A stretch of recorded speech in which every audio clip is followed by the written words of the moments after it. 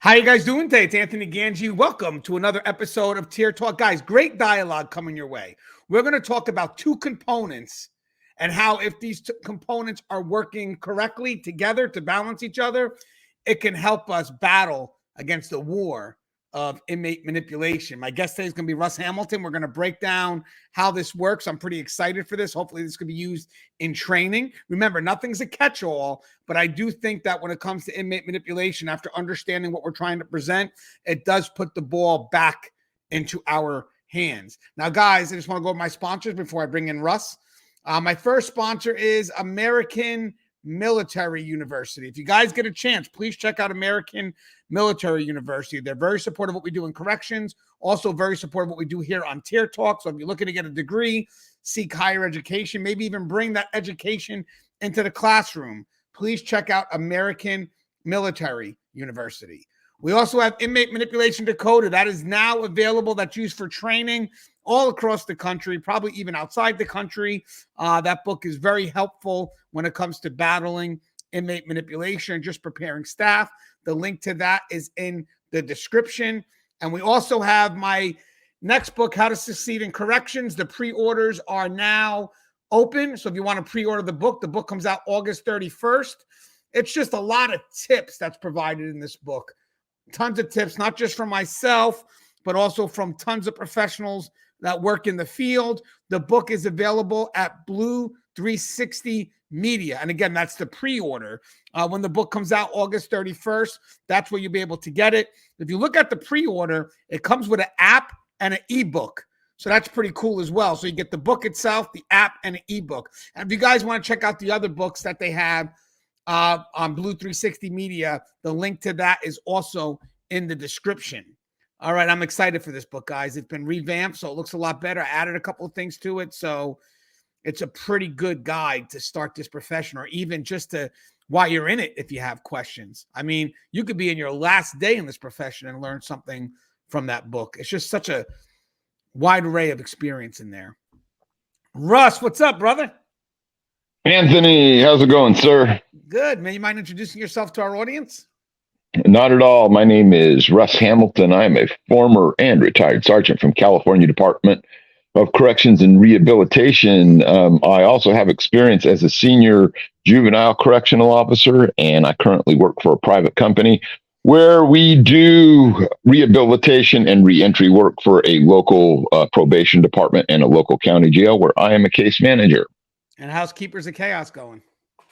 Keepers of Chaos, we're starting to have another little, flood of membership come in.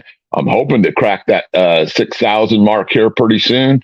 Got some things waiting in the wings that, should help that. And basically, it's just a great place to come and learn more about this great profession.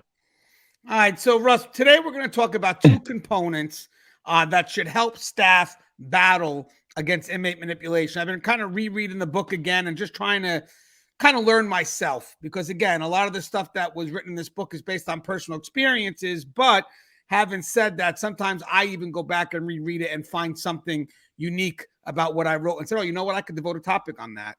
And basically the two components that we're talking about today the two components that we're talking about today is the mindset of the individual and the strength of the environment that they work in, and basically how that balances out in order for us to be successful, or in order for the inmate to be successful. So first, I want to explain the staff mindset or the working environment. So what do I mean real quick? So Russ, let's give some examples of a weak mindset in corrections.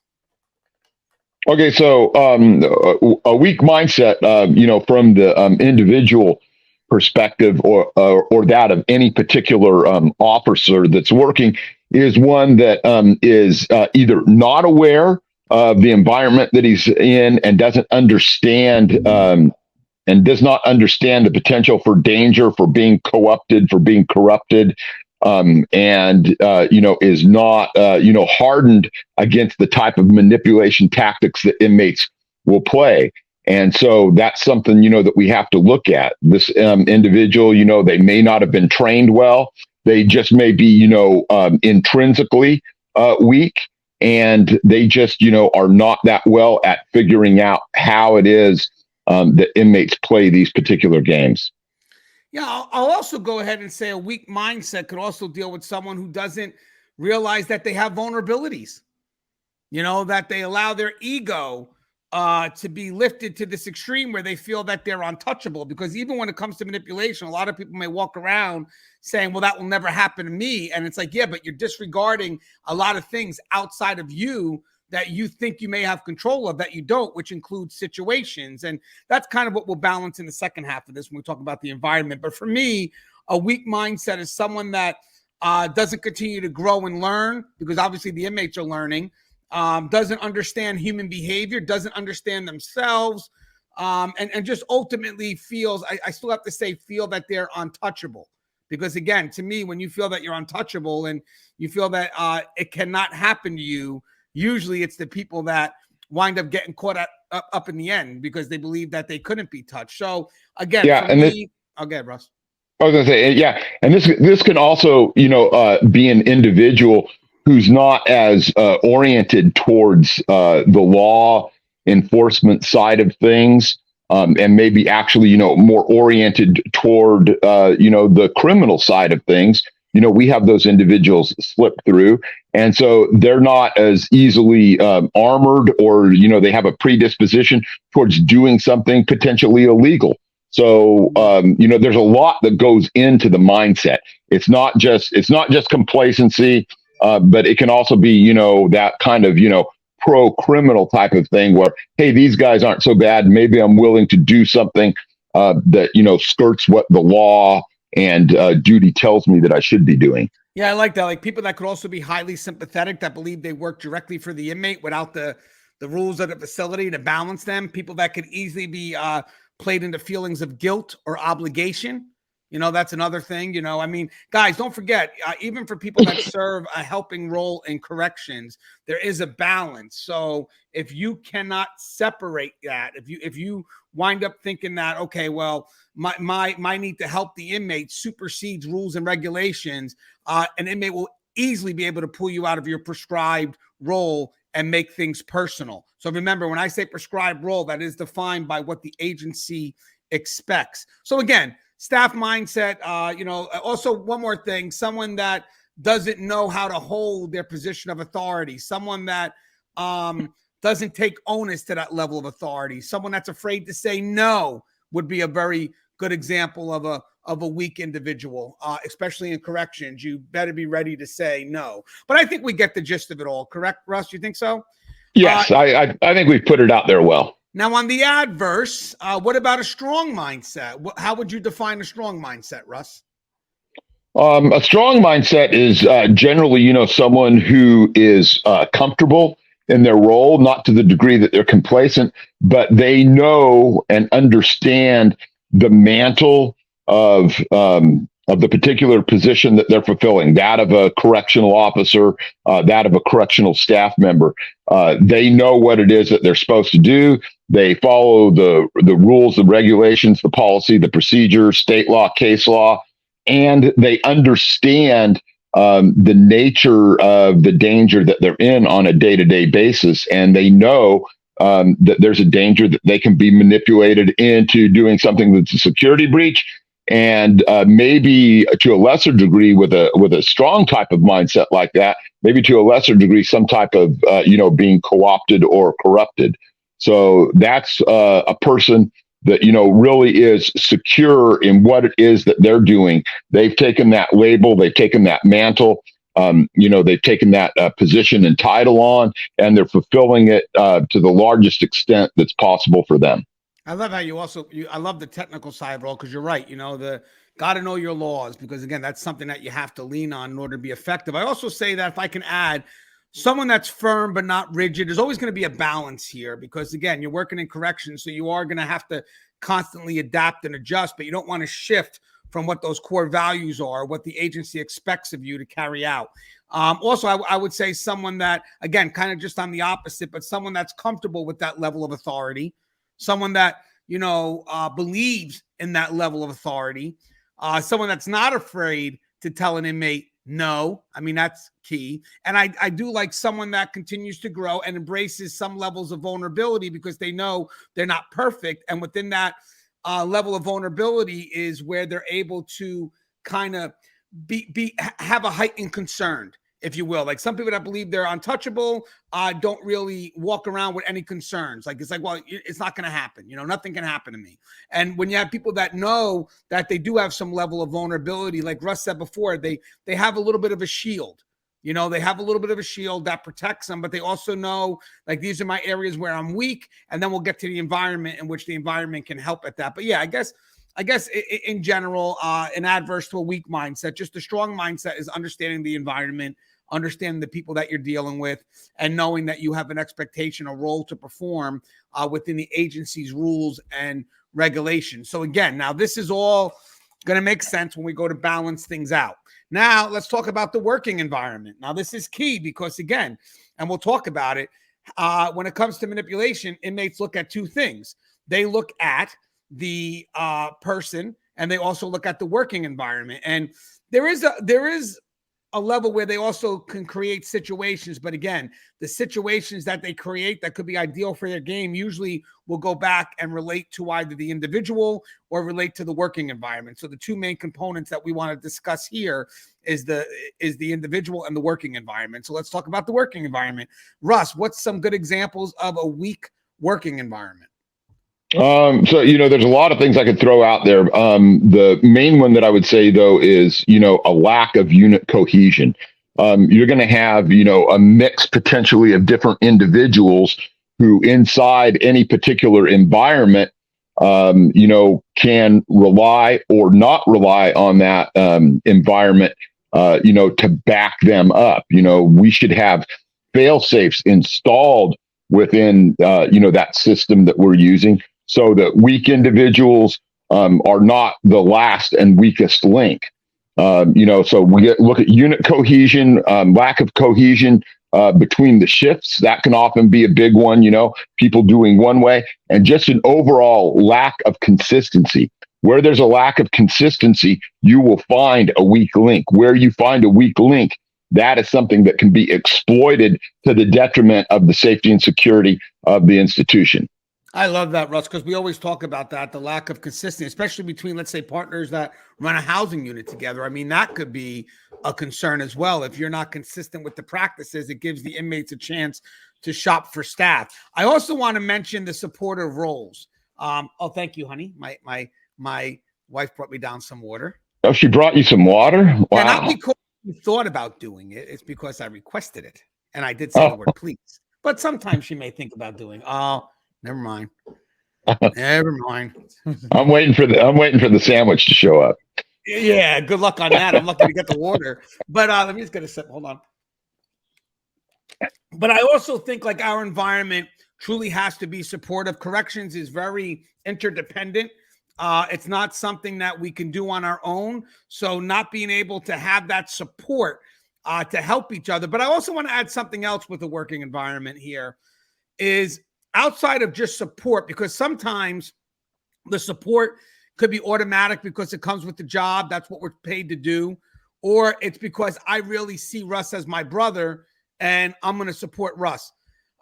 There also has to be a level of trust, because when it comes to this game of manipulation, the environment has to be able to work with the individual that could be targeted and not be afraid because, well, if I tell Russ something, Russ is going to get mad at me and he's going to attack me. No. There has to be trust within this environment. So having said that, lack of trust within this environment, lack of trust that we have for each other will only wind up benefiting the inmate. It gives them a chance to set up the us versus them. And there it is. A good, weak environment gives the inmate a chance to divide us and then ultimately conquer. Would you agree with that, Russ? Because that's kind of what you touched on. Yeah, absolutely. That's going to, the environment is going to provide those chinks in the armor that'll allow them to find a way to get, beyond or around any particular staff member. And so that's what we have to look at. And we want to build those redundancies in a way that makes sure that regardless of, any personalities that are involved and regardless of any policies and procedures, that we still get, a high level of consistency. But we just have to be in the mindset and understand what goes into this idea of the weak working environment and find ways to bolster that. Yeah, now let's go on the adverse of that, just to kind of complete our thought. How would you define a strong working environment? Go ahead, Russ. So a strong working environment is going to be where there is a high level of consistency. And one of the things that I can tell you is when you have this high level of consistency, where inmates know, regardless of who's in charge, that this working environment is going to yield the same result for them. Generally, no matter what, they're not going to be able to find that chink in the armor. There's not going to be a workaround.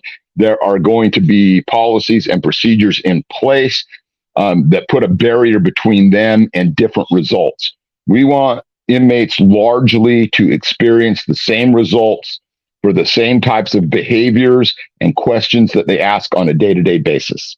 And I love how Russ touches on the tactical. I touch on the people management side because, again, it's very balanced this way. So for me, I look for support and trust, support from our peers, support from our supervisors. I look for trust to be able to put concerns out on the table without feeling that, you're going to get attacked for putting out those concerns. To me, that's a big deal. If you are to address a concern, I have to have trust with that individual. A lot of people are afraid to say something because they're afraid of the person's reaction. You shouldn't be. If there's enough trust, that person should know that you're only watching out for them. You're only having their back. There's a lot of times where people get caught up in manipulation and the rest of the staff's like, well, we knew it was happening. It's like, yeah, well, why didn't you say something? Well, I was afraid if I said something I was wrong, I would lose my friendship. It's like, yeah, but look what the outcome was. The outcome is a lot worse than you saying something. And yeah, he may get mad, which he shouldn't. They should have that respect. But either way, trust to me is a big piece of it all, because a lot of the things that the inmates do are under the surface. It's not so easily seen. So really, to be honest with you, most of the time when we go to prevent it, it's based on a feeling. I feel something's wrong, but there may not be enough evidence to support it, but I feel it. So I'm going to go ahead and just tell my partner how I feel, how I feel about what I see. And again, guys, that's just part of the game that's being played. They do it so subtly that, to be honest with you, what really helps us prevent manipulation is really listening to our gut, listening to that feeling, and then acting on that feeling. Like, basically, this doesn't feel right. Let me not negate that. Let me not minimize that feeling. Let me go ahead and recognize that feeling and really start understanding why. Because the last thing you want to do is to ignore the feeling and start rationalizing the opposite of what that feeling's trying to tell you. And the next thing you know, you start justifying your bad behavior. That's where it's good for us in a good working environment to come up and say, hey, something between you and that inmate doesn't feel right. I thought that I could just tell you. So, Rush, you have any thoughts on that before we go into the how they interact? No, I'm ready for the next one. All right. So basically, what I'm thinking of here, and I'm not that tech savvy to draw it up, but I'm thinking of a 4 quadrants, I guess, right? Kind of like a chart. And then basically on the vertical side, you have the individual, the staff's mindset going up and down. And then on the horizon, on the horizontal, you have the environment. And then you basically have how they connect with each other. So again, there's 4 ways they can connect with each other. You can have a weak-minded person in a weak environment, which presents a high level of risk, and we'll explain that. You can have a strong mindset and a weak environment, which is moderate level of risk, weak mindset with a strong environment, moderate level of risk, and then strong mindset with a strong environment, low or minimal risk.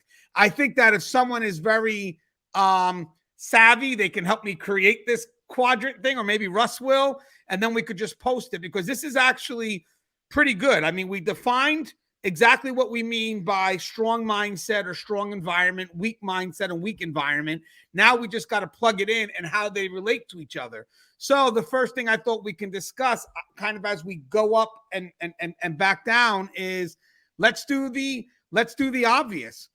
A weak mindset plus a weak environment equals a high level of risk. So Russ, How does a weak mindset and a weak environment, right, produce an easier atmosphere or an easier kind of playing field for the inmate that's choosing to manipulate? So there's a lot of ways that something like that can unfold and really breach your security. But what's happening there, is a confluence of really unfortunate events where you have people, and probably more than one, obviously, since we're talking about the overall system, that are weak and being manipulated, or maybe not even being manipulated. Maybe just their go-to is to just say yes, or just to be so passive that just kind of whatever. And they've taken this hands off, this minimalist approach, and they're not being proactive or preventative. They're not preempting anything. And so what we have is we have an environment that's ready to grow this weed of manipulation. And it's all set. Everything is set up. It's been easy for the inmates to pull off. And, they just have to wait for the right thing. And the right thing is guaranteed to come along in this particular situation. So when you have weak individuals, and an environment that's not giving any backup, it's not, creating barriers and firewalls toward bad behavior. Sooner or later, there is going to be an event or series of events where security is going to be breached, or the individual is going to be the actual breach of security, because that individual was weak enough that they were able to get in there and co-opt them, get them to play inside their level of gamesmanship. And now you have a real problem. Yeah, and I like what Russ said before. I think weak mindset, weak environment, you're going to have inconsistencies in operations, because if you have a weak mindset, you're not enforcing anything. You can easily be shifted. And the same thing with the weak environment. There's no consistency. For me, that's right off the bat with agreement with Russ, what Russ said before. Also, I think when inmates try to manipulate, they do want to isolate certain members of staff. And if there's not support in the environment for that staff, you're pretty much just making it so easy for the inmate to choose that individual. So there's no complement here, So basically, if I'm a weak individual put into a weak environment, the manipulative inmate has really no work to do. All they got to do is just walk up and play the individual, and basically they're the one that's running the ship. So for this part here, definitely high level of risk, because it's an environment that does not show support one to what's needed to run a facility, because again, we're both environment and mindset's weak, but it doesn't support the weaker individual, because we are going to get them. Unfortunately, we are going to have people that are going to make it through the system that aren't the strongest. Having said that, we all can help that person with those weaknesses. So again, for me, I definitely agree it's a high level of risk because there's really no obstacles. I guess that would be it, right, Russ? There's really no obstacles in the way that's going to prevent the inmate from walking up and employing their game. Because when an inmate looks to manipulate, Russ, and tell me if you agree, they look for the greatest reward with the least amount of effort. Exactly. And there's also, very little risk for the inmate in these situations, because what they've got going on there is do you really think that any of these weak-minded people in this weak environment are in any way invested in, throwing the flag on the play and saying, hey, wait a second, we got something going on here? No, they're not, because they've fallen down to, to that lowest level of activity, and they're not interested in rocking the ship or setting things right at that point. Yeah. So now, guys, this would be in one of the quadrants. I would say it would be a 0 in strength for mindset and a 0 in strength for environment. And then again, that would equate to a high level of risk. So let's move up to the next one. Now we have a strong mindset in a weak environment. It's a moderate level of risk. And the reason why I believe there's still a risk here, and maybe I'll start off with this, Russ, or just introduce the thought, is that this is what I feel.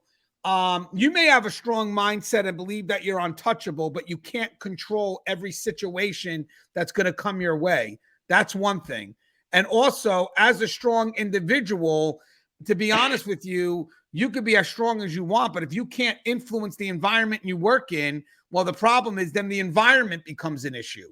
Because at the end of the day, yeah, you are a strong individual, but you can only do so much in regards to the working environment. That's why it's very important for us to be working in sync, because Russ, the key word in this right now is consistency. You could have a strong-minded individual working in an environment that's weak, but the problem is the strong-minded individual is not going to be able to ever develop some level of consistency with themselves, who is operating as they should, and the environment itself that's very complacent in nature. Russ, what's your thoughts on that? How does that combine? Yeah, one of the things that we always talk about, are the weakest link. But let's talk about what the strongest link is. So you have one individual, who's very strong. They are the strong link, but they're only linked into all of these other weak facets of the thing. That person can't be there 24 hours a day. That person can't be everywhere all at once. That person doesn't have any good, strong resources to draw from. And so, basically, they're just, like, a little bit of, barricade all by themselves. They don't have the rest of the fence, the rest of the pickets to stop anything else from happening for the most part. So what are the inmates going to do? The inmates are just going to go around that one individual because they know that that person can only be effective to a small degree of span. He might be able to control, he or she might be able to control something that's, only so far either geographically from them, or one or two people. If that person's a leader, he can maybe sometimes get some other people to buy into his momentary vision. But otherwise, it's just defunct. It's just that person trying to function all by themselves, again, with no redundancy, with no firewalls built in. And so it's almost equally as bad as just having, both a weak environment and a weak person.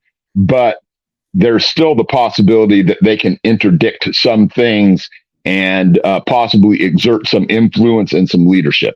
Yeah, and I want to mention something too. The environment could influence the individual, because if the environment's weak and that strong individual is looking for some consistency and some measures that need to be drawn out, the problem is they're going to wind up becoming disenfranchised, because, like, you know what, I just can't anymore. And I've seen that. I've seen people work with a good housing unit cop working with a bad housing unit cop, and then eventually what winds up happening is it's where the greater influence goes. If for some reason the person that's running the unit not in the right way has greater influence, the sad thing is the person that's doing things the right way winds up conceding, sad to say. Not all the time, because there are some people that remain strong and they don't shake their foundation. But to be honest with you, that's a lot harder than most people may think. So it really goes on where the influence is. If you have the environment has a greater chance to influence that strong mindset.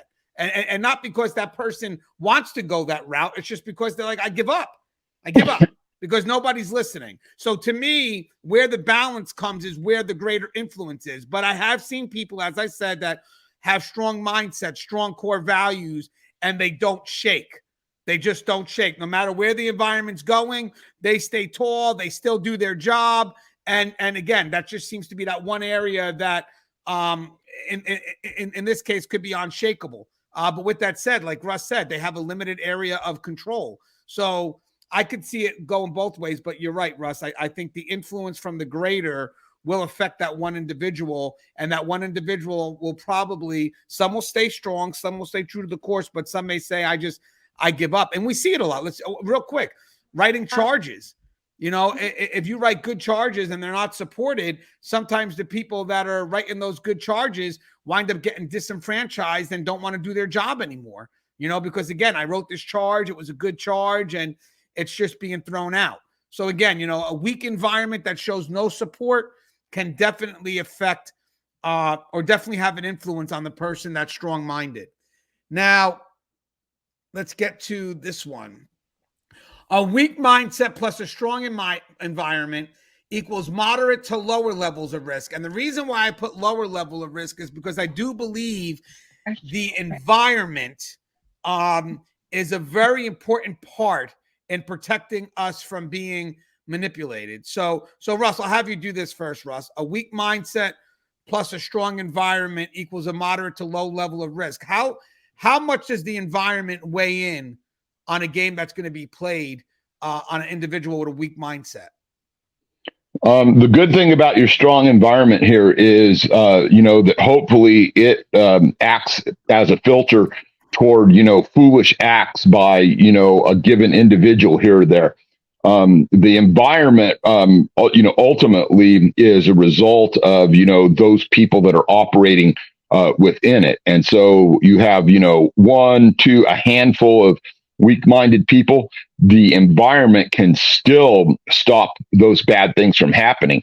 For one thing, obviously, if you have a really strong environment, you have a lot of strong individuals that are operating in that environment, and they are poised and ready and see the actions of these weak people and are able to evaluate what's going on and are obviously more than willing to get in there and take action in order to stop things from happening. The way that they may stop things from happening, I mean, it may be as bad as they interdict, something that's corrupt. It may be as simple as they go in there and they provide training and experience for an individual to go from that, one side of being weak to that side of being more moderate or hopefully even strong.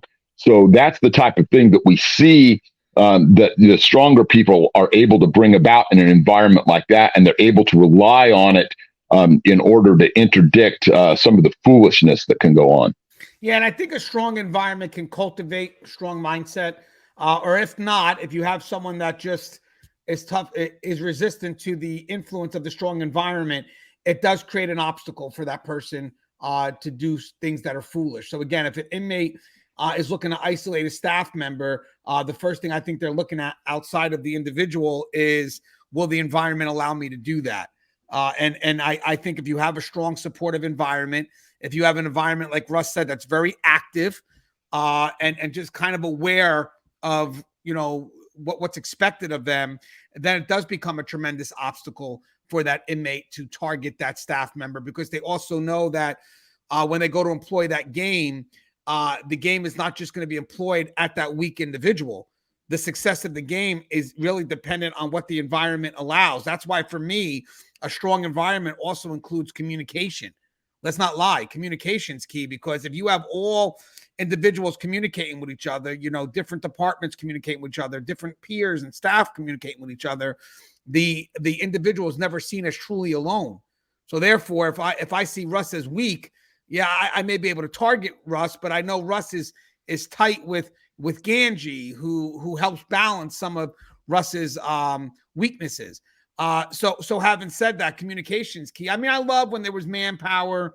I love when we were able to kind of do tours together and just kind of showcase the strength that we have in our bond.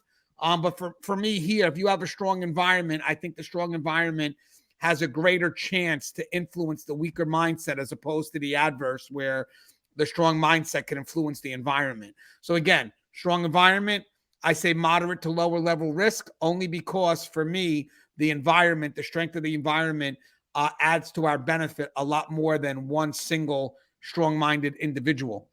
And Russ, would you agree to that, or?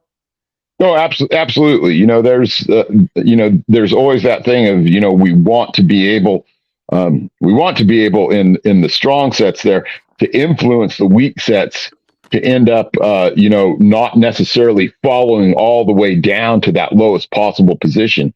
We want them to feel that they can't. We want them to feel that they have to, operate at least the moderate level. They're not free to just fall all the way down. Now, Russ being the technical guy, maybe he can make this into a chart, and then we could teach this around the country. Because there's more to it than here, obviously. But then the last thing, and nothing's ever 100%. We clearly said that at the very beginning. Nothing's ever 100%. But the lowest level of risk, we think, is when you have a strong mindset and strong environment, and just how they can benefit each other. Russ, right? What's your thoughts on that? Yeah, obviously, this is what we would consider to be optimal. This is what we would consider to be ideal. The thing that we want is once again, all of these people that are operating in this environment we're talking about. They have, two basic things that we can say about them. One is they have an ability to operate independently, but they have a mindset to be able to be a team player at the same time. And then on top of that, they have consistency.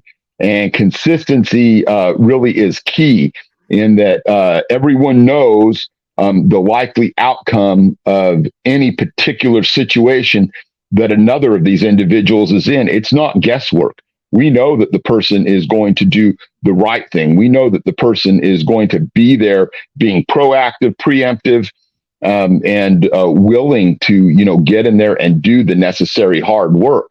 I would say that if you really want to see the difference between, the low mindset and the high mindset, and the high mindset coupled with, the higher environment working level, is that the people at that higher environmental level with a higher mindset are going to be the ones who aren't afraid to say yes to an inmate based on experience, their knowledge of what's going on, and they know how to absolutely function. We talk a lot about being able to say no, which is absolutely, a great thing to teach people that are first coming in. But there has to be a point at which you operating at an individual and independent level need to be able to know when it is appropriate to say yes.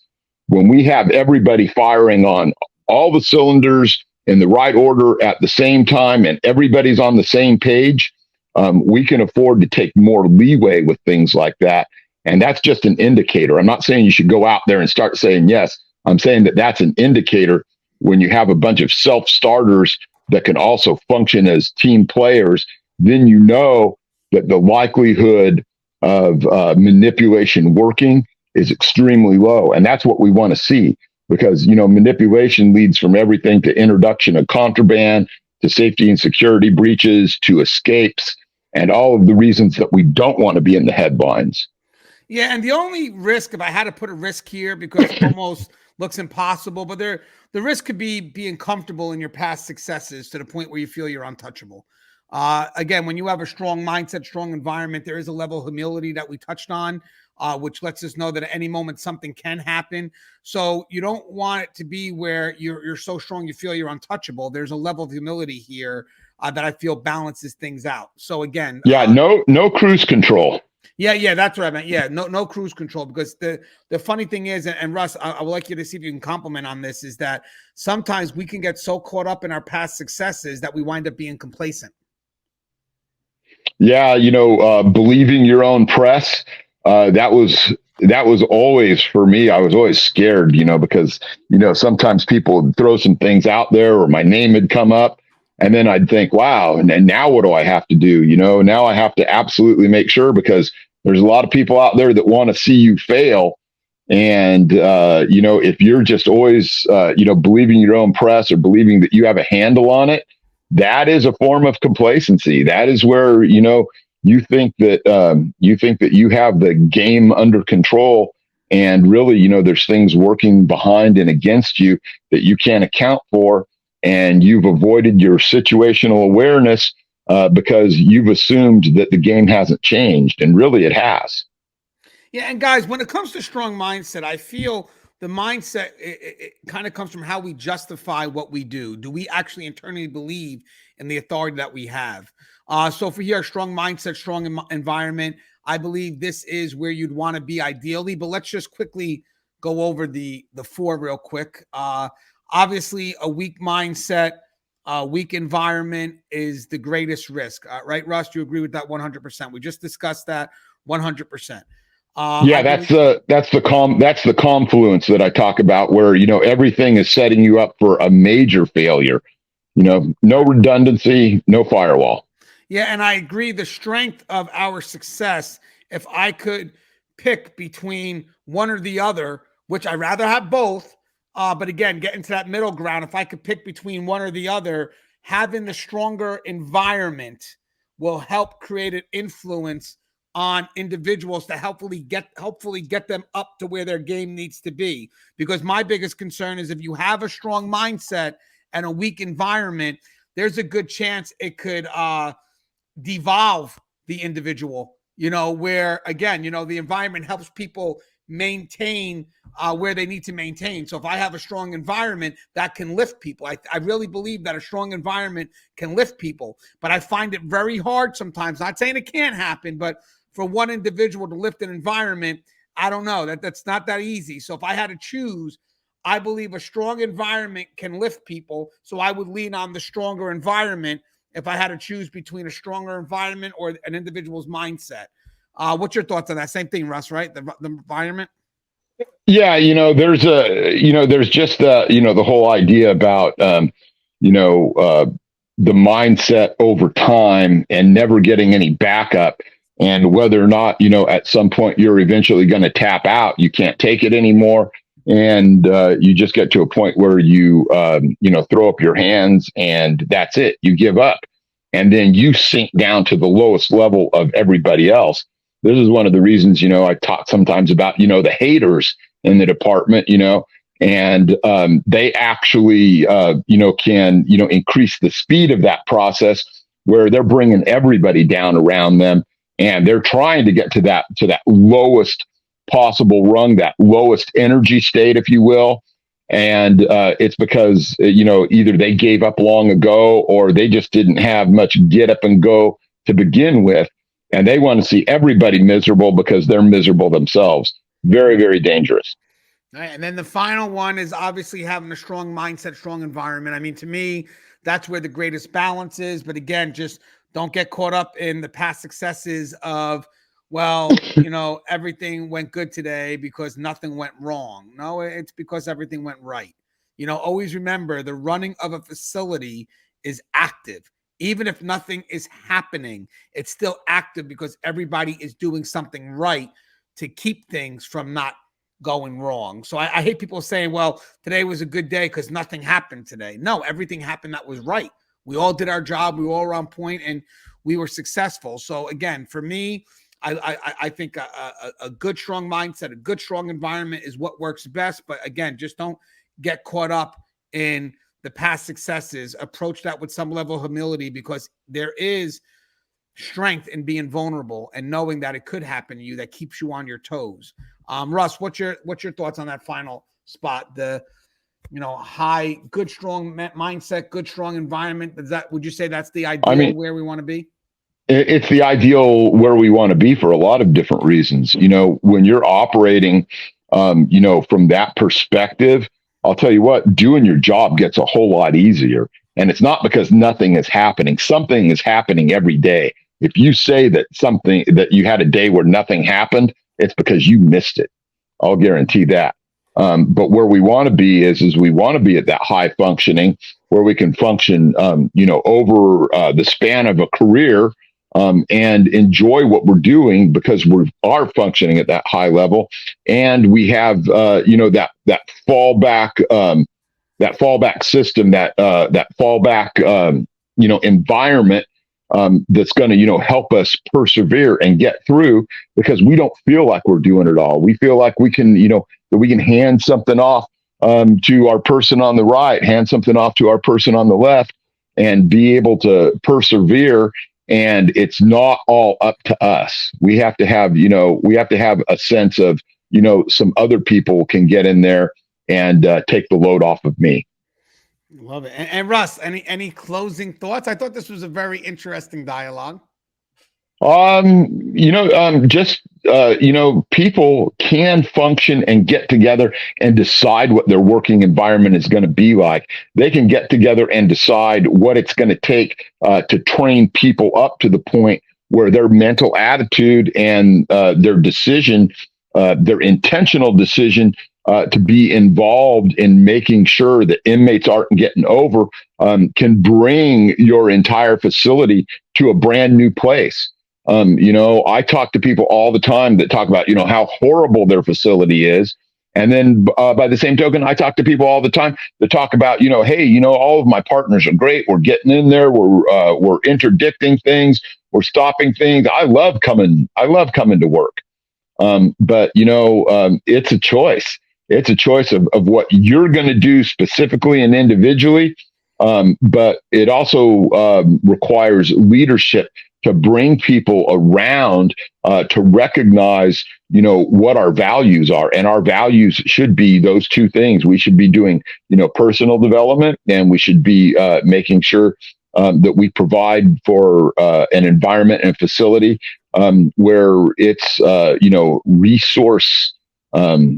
resources are available at the highest possible level, so that we have, that coming together where we can ensure that public safety, we can ensure the safety of each other, and we can ensure the safety of inmates, because those are the only three things that we actually do.